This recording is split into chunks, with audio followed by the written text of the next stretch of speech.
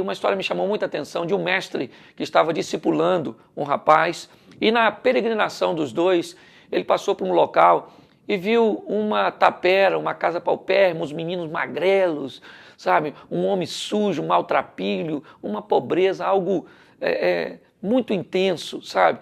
Desanimador, deprimente.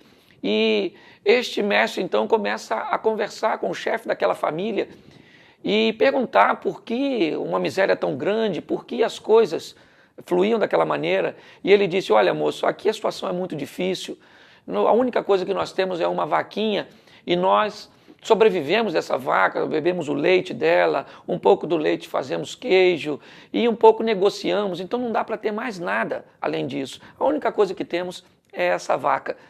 Então depois daquela conversa ele se despede e ao ir embora, andar uns 500 metros, o mestre vê aquela vaca. Ele conseguiu ver e identificar aquela vaca daquele homem e ele diz a seu discípulo, né, vendo que próximo tinha um precipício, ele diz ao seu discípulo, empurra essa vaquinha. E o discípulo falou, que é isso, mestre? Ela é o único sustento que eles têm. Ele diz, vai lá, empurra a vaquinha, mata essa vaca. E ele confuso, aquele discípulo confuso, resolveu obedecer o mestre. E foi lá, empurrou a vaca, e assim que ele empurrou, o mestre disse, agora vamos correr. E fugiram os dois.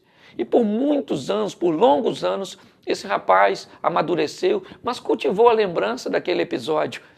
E depois da morte de seu mestre, ele agora era o mestre, peregrinando por aquelas terras, anos depois, ele lembrou da história e resolveu ir ver de perto aquela situação, saber e reconhecer o mal que tinha feito.